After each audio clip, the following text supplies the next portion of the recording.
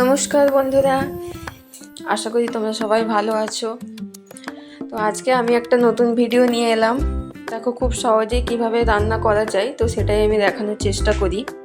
এখানে আমি একটা মিক্স ভেজিটেবলসের মতো বানাচ্ছি, বা সব দিয়ে একটা চচ্চড়িও বলতে পারো। তো এখানে আমি কিছু কুমড়ো নিয়েছি, করলা নিয়েছি, আর এটা ঝিঙা, এটাকে নেনুয়া বলে, আর একটু আলু নিয়েছি, আর একটু পেঁয়াজ কুচি আর পটল নিয়েছি। তো প্রথমেই আমি আগে এই বড়িগুলোকে লাল লাল করে ভেজে নেব। আর এখানে কিছু দেখো মশলা নিয়েছি, 5 ফোড়ন নিয়েছি, নুন, হলুদ আর লঙ্কার গুঁড়ো, এগুলো একটু তেলে দিয়ে দেবো। তারপরে আমি পেঁয়াজটাকে হালকা করে ভেজে নেব।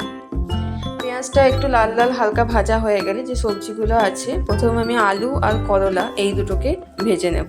একটু ঢাকা দিয়ে ভাজবে আলু করলাটা, একটু হালকা ভাজা হয়ে গেলে বাকি সবজিগুলো তারপর দেবে। এই দেখো করলা আর আলুটা আমি দিয়ে দিলাম। এবার একটু এটা ঢাকা দিয়ে ভাজা ভাজা করব।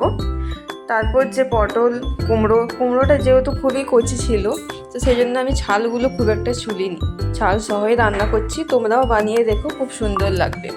এখানে একটু হিং দিয়ে দিয়েছি। এবার এই যে বাকি সবজিগুলো আছে সেগুলো আমি এখানে দিয়ে দিলাম। ভালো করে ভাজা ভাজা করবে। তারপরে একটু আমি জিরে গুঁড়ো, একটু ধনে গুঁড়ো, জিরে আর ধনেটা আমি বাড়িতেই বানাই। গোটা জিরে গোটা ধরে নিয়ে এসে ওটাকে শুকনো কড়াইয়ে ভেজে আমি গুঁড়িয়ে রাখি। আর নুন হলুদ স্বাদ মতো দিয়ে দিও। একটু সবজি মশলাও দিয়েছি, তোমরা চাইলে এখানে ম্যাগি মশলা অ্যাড করতে পারো। ব্যাস এভাবে এটা এখন ভাজা ভাজা হবে। তারপর এটা ঢাকা দিয়ে কম আঁচে লো ফ্লেমে একদম বানাতে হবে। দেখবে খেতে খুব সুন্দর হবে। একটু দেখো সেদ্ধ হয়ে এসছে, তো আমি টমেটো কুচিটা দিয়ে দিলাম আর হালকা একটু জল দিয়ে দিলাম।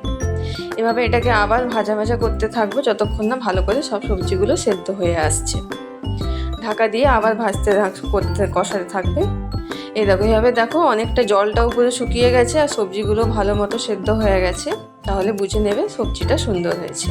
তোমরা চাইলে এখানে চিনি একটু অল্প সামান্য অ্যাড করতে পারো, আমি এখানে অ্যাড করিনি। আর লাস্টে একটু গোটা গরম মশলার গুঁড়ো দিয়ে দিও। আর এই যে বড়িগুলো ভেজে রেখেছিলাম ওগুলো আমি হাতে করে গুঁড়িয়ে নিয়েছি। এভাবে বড়িগুলো মিক্স করে দিলাম। ব্যাস তাহলেই তৈরি হয়ে গেল মিক্স ভেজিটেবলস।